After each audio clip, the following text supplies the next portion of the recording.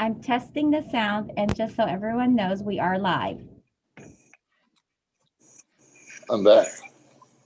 I didn't know you were gone. Yeah, momentary. Christina.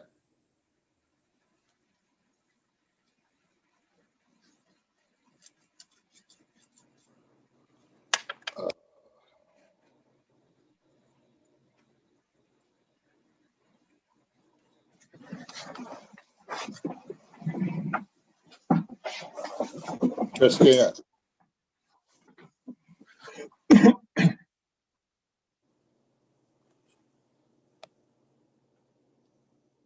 Christina, are you alive? Well, Ron, how are you? I'm good. How are you, Bob? As far as I know, I'm fine. Did you sign up for the vaccine? I'm in Florida right now, so I'm coming back on the 17th, which is a week later. But Christina has me scheduled for the Saturday, the 20th. So for my second one. Oh, okay. You've had your first one, right? No, I haven't had any. Oh, really? Okay. I thought, well, most of us got ours on a month or so ago. Who did? Most of us on the board members. Really? Well, Yeah. I didn't know about that. I don't know what happened.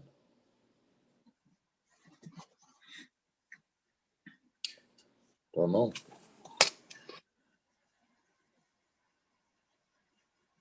Don't know. What do I?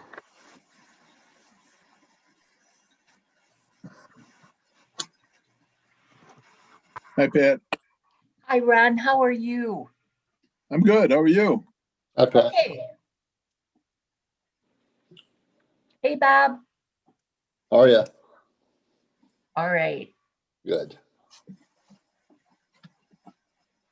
I see Angie is on the line, I can see it coming along there. or she's connecting, I guess. Mm-hmm.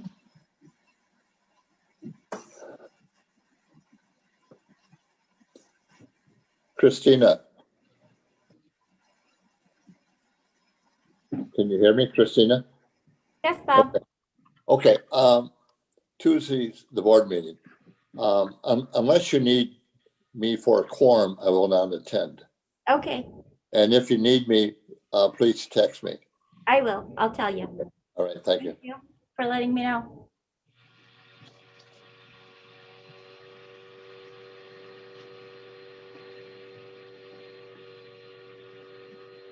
So Ron, it looks like you've aged a bit. I think he's in Paris. Yeah, I am. so. It's a rainy day. It's a rainy day in Paris. It's my favorite painting.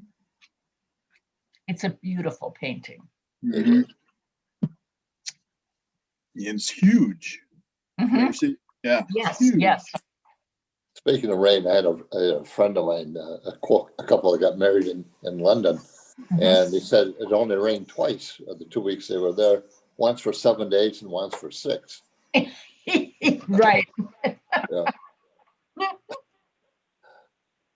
I thought that was pretty good. I actually have been in London in the sun, but Uh-huh. it Yeah, it didn't rain when we were there twice. I mean, it didn't rain. mhm. Really?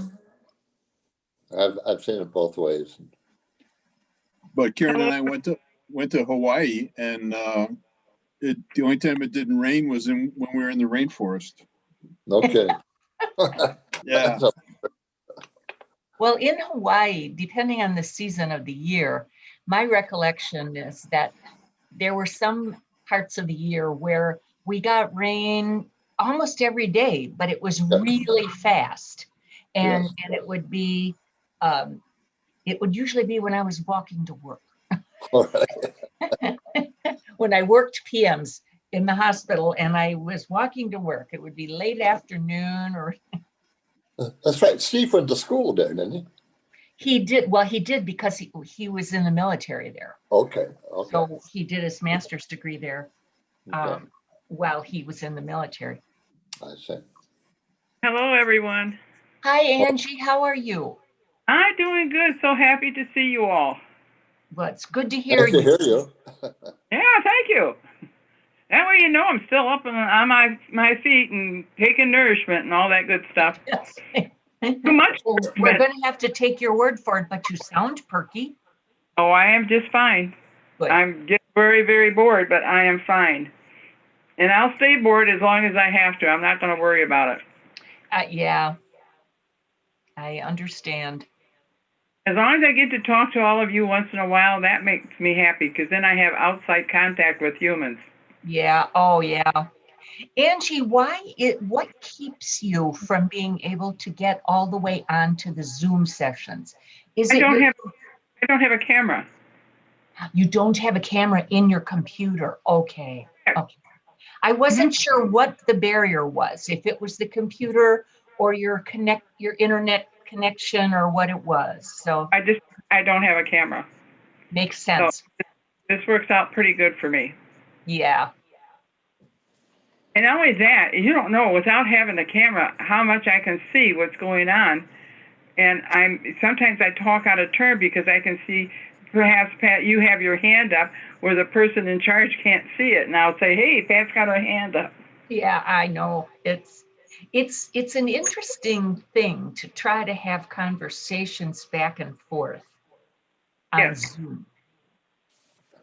But I have found it, to begin with, I've never been a techie person to start with. And so this has just fascinated me that I can even talk to all of you. Mhm. And there's times I have to have my granddaughter, I have a duplex, my granddaughter lives on the other side. Yeah. And many times I have to go get her and say, hey, I'm having problems getting on. And she comes over and gets on and straightens it all up for me. You're lucky you've got that resource. I am very, very blessed. In my apartment next door, not only do I have my granddaughter Jessica, but I have two cousins that are brothers that live over there too. So it's a really good situation for me, staying in my own home and them taking out the garbage and doing the shoveling and all that good stuff. Yeah. I was going to say, there's a reason that multi-generation households were a tradition for a long time. Well, actually, this duplex that I live in, it's a townhouse duplex. So I have an upstairs, downstairs, and basement. Mhm. And my kids were raised here with my mother and father next door. And then when my parents died, Dick and I bought from the estate the duplex. My kids were all raised in here. So we don't know any different than multi-family situations. Yeah.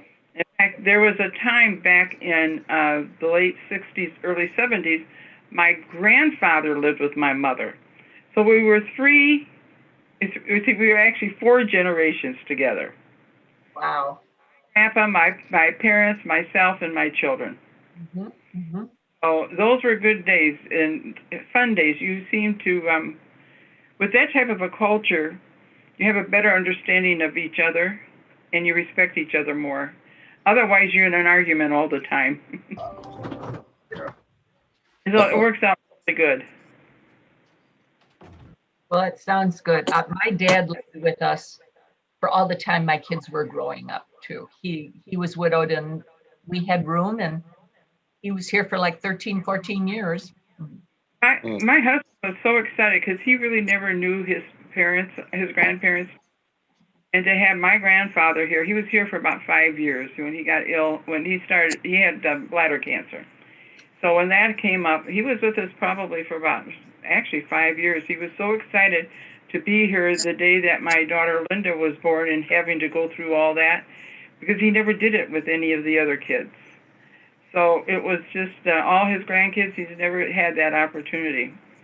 So it was fun. It was really neat. Mm-hmm. Awesome.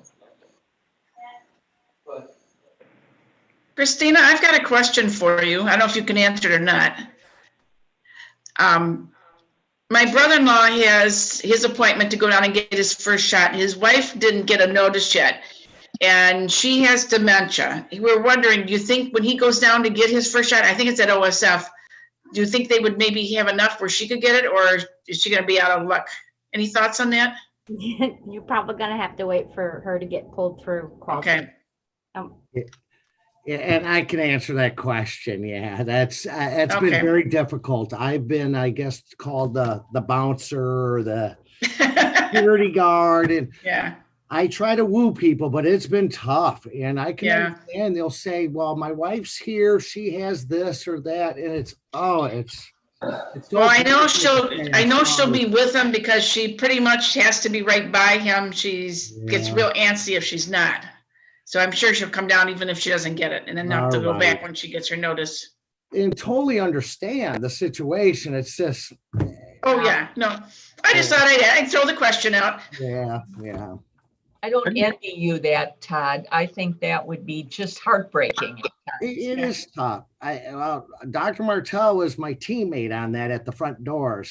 So we were putting his hand up, and we had the walkie-talkies and Five up. yeah, exactly. We're like security guards with talking in our hands and stuff. No. We are live, just so everyone knows, and we have a Alright. quorum. All right. All right, why don't we get started with our policy committee meeting? I need approval of the agenda. Don't move. Oh, second, All right, any changes, any additions? All right, all in favor?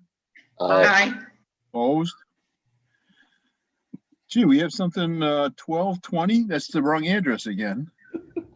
Yeah, it's 3 2s. Yeah, it's 1 Three 2 twos 2 and a 2 zero? 0. And a zero? Yeah, we still have the 0, but we need 3 Okay. 2s.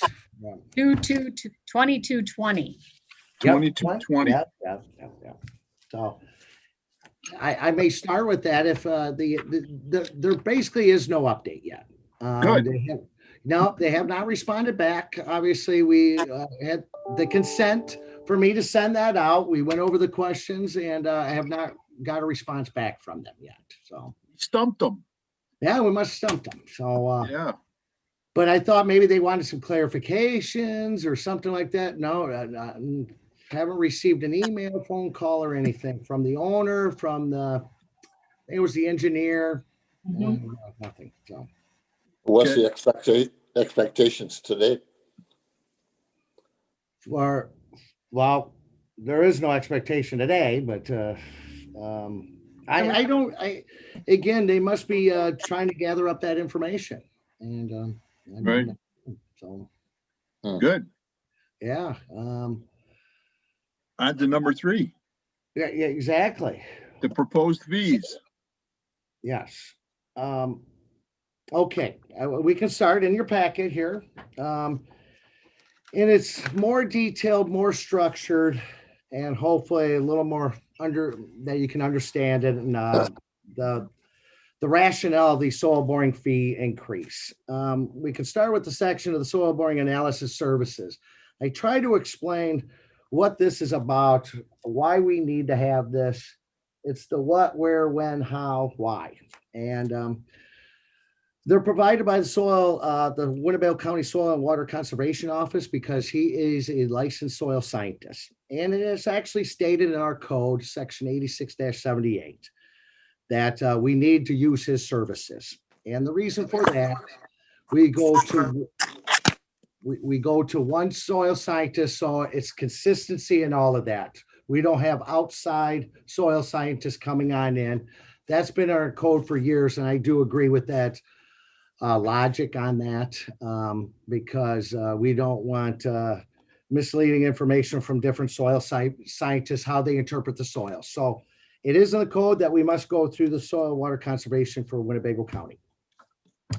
Can I interrupt for a minute? Yeah. I'm on zoning, and everything that comes through zoning has to have a report from the from this I want to say soil boring place, Winnebago County, and that's attached to everything that comes through zoning. And so it's interesting because we also go by Lisa scores and all this other stuff, and that's all in this report. Someday you might want to go out there, make an appointment, because it's on Owen Center Road, I believe, and go out there and take a look and talk to the guys out there. It's just a small building on a 2-lane little piece of highway. But it's interesting. At one time, they even gave us, would have us in and tell us all about it and what they do and all that good stuff. But it's important for zoning too. It Thank definitely is a great partnership. So, and that's why I want to keep that partnership. Yes, Dennis Anthony, I've known him for probably 20 years. So he does multiple services for the county, but for us, for the health department, it's really for a septic program for us. And it's essential because it really helps us determine what type of septic system, the size of the septic, so we can protect the groundwater. That's why it's essential that we need to have these services. Actually, we are the first county in the state of Illinois to utilize soil borings. Everybody went by perk test, a little history knowledge here. And that's where you pour water into a hole and see how quickly it drains through the soils. Hi. Yeah, well, That's big science. Yeah, the homeowner does it himself and reports it to the health department. It's no scientific, it's no good. So we went to soil borings probably in the mid 80s. But anyways, it's very essential to have those services. And what it does is it really tells my inspectors and myself the soil type determinants. What I mean by that, what kind of limitations are we looking at that? And that's for new construction, for replacement or repair of a septic system. And sometimes we need additional analysis. That means supplemental borings. We need more borings because the system is that large that's going to get outside the area. We need to cover that with more borings. So there's really 3 services that we use it: new construction, repair, and supplemental borings. And we'll get to that further down. And that is true in his notes that he's provided us, and I think it was attached in your packet. It's been about 10 years, and I'll have to admit that it has. So I'm glad that we're bringing this back up to for board approval. But again, the challenge is we don't really get, okay, so let's be clear that the board here does not have an option to not use them, and they don't have an option not to approve their fee structure.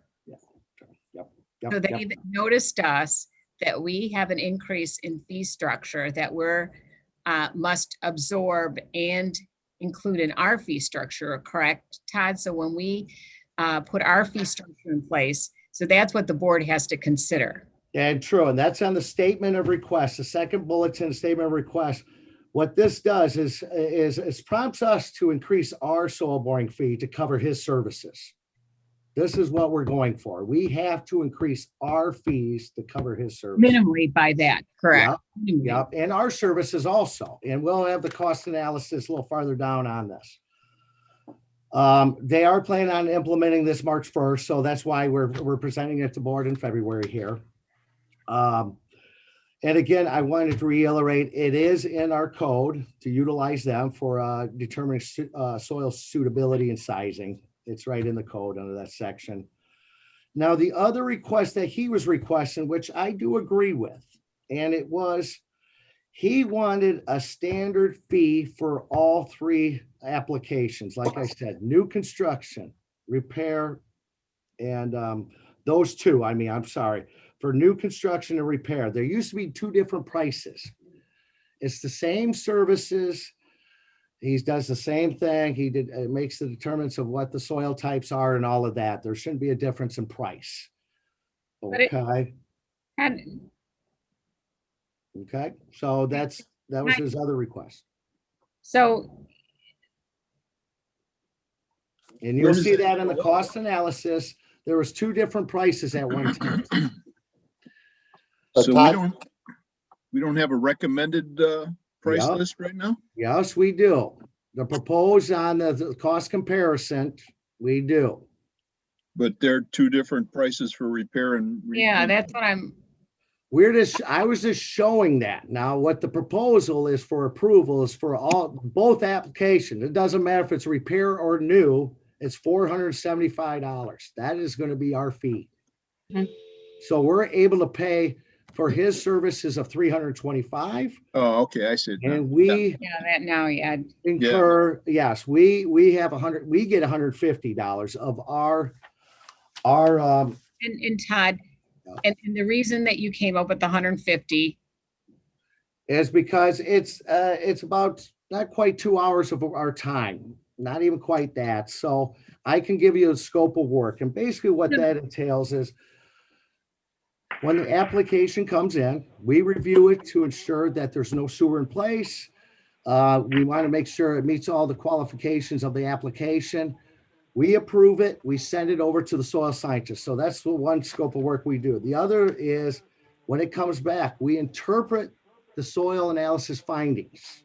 That means we determine the size of the septic, what type of septic. That's another scope that we do. Also, we communicate with the septic contractor, the owner, and the soil scientist for clarification on some of his reports. That's all one of our scopes of work. But truly, we do everything. We do the payment processing, we do the mailing, the scanning, the emailing, the filing. so it All the- here. 2 hours of labor effort Yes, yes. to get it done, in addition to travel to the Now site. there's no travel. There is no travel with this. The They don't only, have to go out to size it when they go to check it? Okay. nope, all that information is on paper. Thank you, Dr. Martell. Yes, to clarify that, we do not leave the office because the soil scientist gives us all the information that we need with the drawings that were submitted from the septic contractor. We can make that determinants if that septic system is appropriate for those soils to ensure groundwater protection. Yes. Todd, can you give us a quick description of what takes place during a boring? Yeah, so soil boring, basically he has a soil drilling rig. It's about a 2-inch probe that goes down 84 inches. And he takes basically a core of soil out of the ground. And what he does, it's amazing. He looks at structure, the color of the soils, the texture of the soils. He really looks at everything, and he has indicators, a soil book. It's amazing by just looking at the color, the structure, the texture of it. He can They have determine. to weigh it, and they have to. Yeah, they do everything. And it's amazing. You will see like gray soils indicates water runs through it. That means it's a swampier type of soil. He'll know if it's a sand and gravel. Sand and gravel will have a smaller septic system because it can absorb it. More of a clayer type of soil means the septic is bigger, the septic field, because it can't drain as quickly. So he makes all those determinants, tells us what the loading rate, and the loading rate is how quickly the effluent can flow through the soils. So we take all those factors and we determine what type of septic system to protect groundwater. That is our job. Apparently 84 inches is sufficient for all that Good information. question. Now, what we need is because we need separation between limitation. What I mean by that is the bottom of the septic trench where it has all the effluent that goes out to the field, all the water, you have to be 4 feet above bedrock. So the deepest you can be with a septic field is 36 inches plus 4 inches. 4 feet, that's 7 feet, which equals 84 inches. I see. So that's the deepest he can go with his rig, by the way, but it meets the state code. Actually, we go a little farther than what the state requires because again, we protect our groundwater around here. So we got the quantity and quality of water here. So Not only that, we have a lot of bedrock around here too. yes, we do. That we have when they start boring of how far they can go down, and you need that space. Because in my backyard, you go down a foot and you hit bedrock. I sit on top of a quarry, so I'm not the place that should have a septic, really. That is true. Perhaps, We stop people from what we do is educate them that they can't have a septic system. Now they can get a septic system, but it's an engineered septic system. It's above ground, a mound system. We've had conversations in the past about mound systems, and they get kind of pricey. So Todd, maybe one time when you get a report in where it shows Lisa scores and everything, you might want to give some of the board members a copy of that type of a report so they can learn to read it and see what it's all about. But I'm going to take a minute here and tell you, what happened to me, I sold a piece of property, rural property, out by the state line, the Wisconsin state line. And I asked the guy if, we really need to have a septic test out here because they had an existing septic. Well, no, he big shot. If anything happens, I've got a backholer. I'll put one in myself. Well, Rob, years and years ago, people used to take old cars, stick them in the ground, and use them for a septic. Right. And so this is the best thing that's ever happened.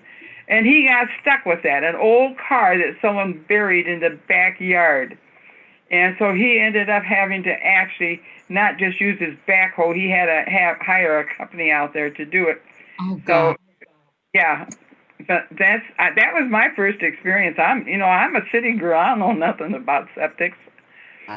I know one thing. The one biggest thing, you drive through a subdivision, you're saying, why haven't they built on that lot? Well, Yep. there's reasons for it, and it's a bad lot. Avoid that lot. If it's a 30-year-old subdivision and there's a couple empty lots, there's reasons why they're empty. Nobody. Oh, that's no, bad no, lot. stop.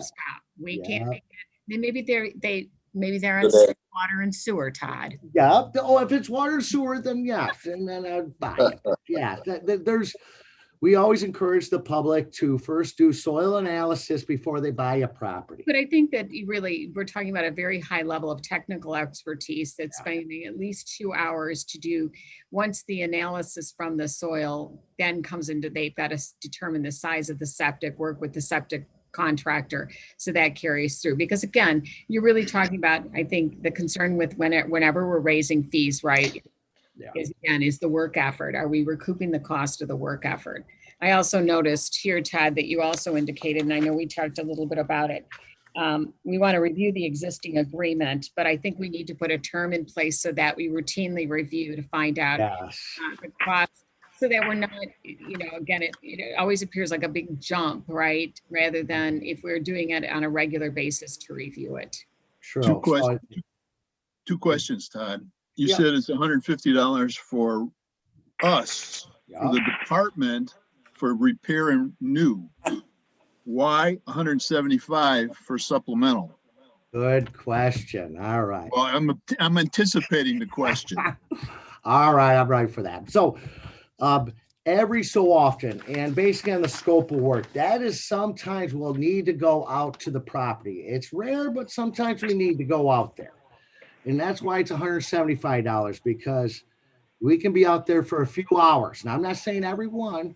We probably do about 30 supplementals, and maybe 2 or 3, 4 of them we might go out there. We meet with the homeowner, explain, you can't have it here, you got to move it over here. And sometimes visually face-to-face is the best communication and education. And that's why that price is there. So. Second question, your staff recommendations say, for legal purposes, staff is requesting a review to the existing agreement by the state attorney. Have you gotten that review? This was actually performed it was reviewed by the state's attorney, yes. Okay, so the only thing we need to do to that agreement is have a renewal period, or a time to, not a renewal period, but a time to reassess. Yeah, a term or whatever. Yeah, every 2 years or something. It's not in here, but I'd like to add that on there, so it does bring it back every time. So if we need something to do with compensating our cost or change the scope of work, we can put something in this. Okay. Yeah, thank you. And one more thing, Dr. Martell really hit. The only people that can do that is the highest license that you can have in environmental, so licensed environmental health practitioner. So yes, there is expertise to this, and we got to recoup that cost. We recommend, our job here is to recommend the change in our fees to the board to be sent on to the county board. Is that what I remember? Yep, that is true. Okay. And also, do we need to approve the agreement? And we're gonna have to take this back, because it's almost, it's not quite the agreement because of the fees being incorporated. So we need to make sure that that gets, I don't know if Charlotte had that at the time before she left. No, what she did, she took a look at it. She goes, Todd, it's forever. And I said, well, I want a term on that. And she said, no, but it's really explained the fees and all that actually in the code, which we'll definitely have to change and work with the state's attorney and all of that to get it changed in the code. Okay, so this is not going to be our final agreement. And we will have the final agreement next week. More than happy to if we can. I mean, I'm gonna be honest, I don't think that that's gonna be feasible because we have not gotten an attorney, a state's attorney assigned to us yet, Ron. So I don't want to, okay, that we can't deliver on. But I think we could agree in principle that we could enter into an agreement with the soil and water conservation, we have to take our fees to the board. That's a process of resolution. But I think you can, you could motion to approve that we enter into the agreement with the accepting the fees with, term dates, right? Perfect. I'd like to keep the fee thing moving forward, but yes, the agreement is, yeah. okay. Only because I'm afraid that it may take us a while yet. Yeah, I agree. Well, then we need a motion from the committee to recommend to the board, to recommend to the county board the fee change. So moved. There's a Second. Okay, any other discussion? Which we always seem to get this backwards. We discuss and then we have a motion. I know. But that's We're okay. bad, but at least motion. Yeah, I had my table propped up by the rules of order, so I don't have it with me right now. But okay, all those in favor of the fee change? Aye. Opposed? All right, so then we want a motion to, I don't know, recommend the The agreement? next part, I'm confused. Is it that we Yeah. want that to be to establish the agreement, or is the motion to just say we want a time limited thing to be reviewed? You lost me.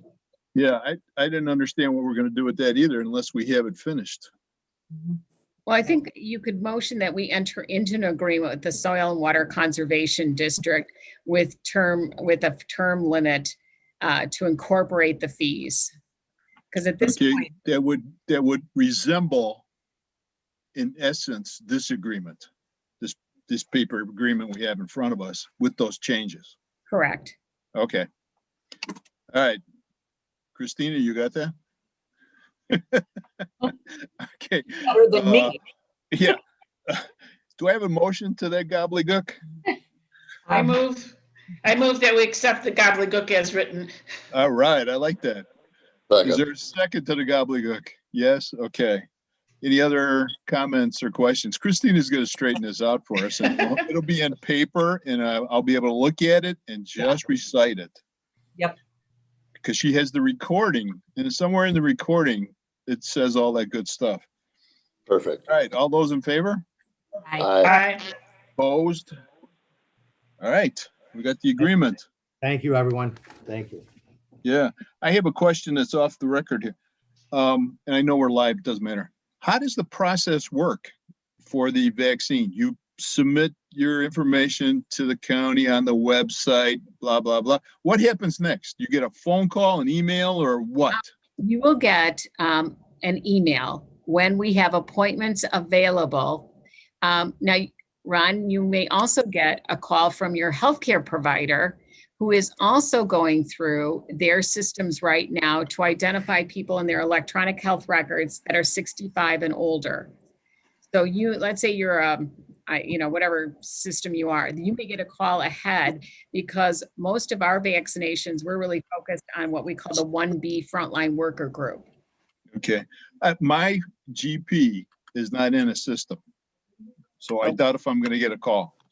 Okay, have you been a patient? Oh, in the system Ron, for the last if 8 you just went through your knee stuff and all of that, haven't you got a chart in any system. Oh, yeah. But my GP is not in a But system. it doesn't matter because Oh, okay. I Okay. already got contacted from Mercy and I had a chart in there, but it's not my primary care. Okay. Well, So- I've been in OSF system and Mercy system. Okay, so Both of them. you're pulling anyone who's had an encounter with them in the last 18 months. Right. Yes. So you might, so I didn't know math was going to be involved today. yeah, it is. Yeah, I know. Months. We had to work this all out. So they all agreed to pull the same patient populations. And we recognize that you may have been a patient at all three systems, right? Right. I have. So you take the first available, right? So they are working through that list. And I know we are focused really now on what's called the 1B front line. So we've been out, we've been working with the schools right now. We've been working with we were at Milestones, Stepping Stones, Mosaic this week. We worked to get the jail set up and get them done as far as the frontline first responder. I've worked with, there are multiple strategies we're doing at this point. And of course, I call it the shifting sand. The phases keep getting bigger and we're, we're still trying to pick up the back and pull from the forward. And of course, as optimistic as we are, vaccine supply is still a challenge for us. So wherever you get your first call, take your first dose and run with it. Yes.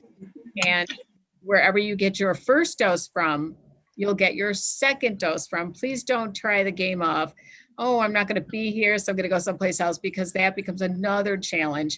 And again, it just creates a little more sticklers in the system.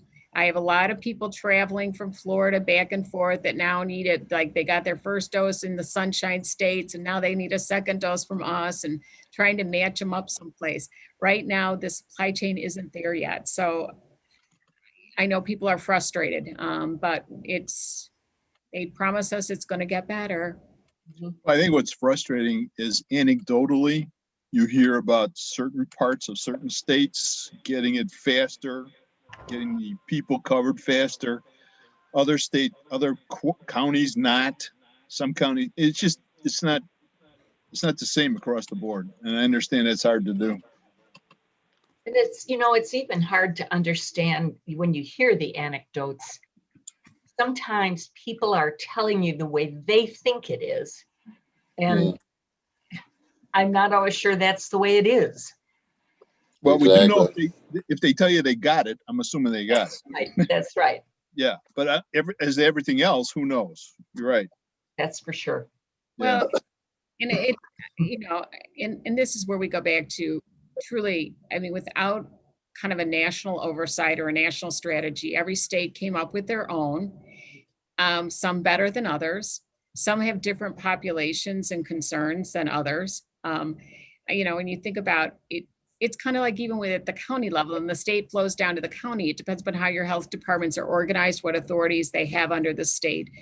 But, for us, I mean, I had to laugh today. There's some counties that are done with 1B can move into this group. I'm like, oh, I don't want to say I'm not even done with 1A yet. And I know the population's frustrated. But we're out a lot, and we have requested additional support, and we will be getting it. And maybe Christina, can you take us off live? Well, first of all, Let's a adjourn. motion to adjourn. Could we adjourn? Yes.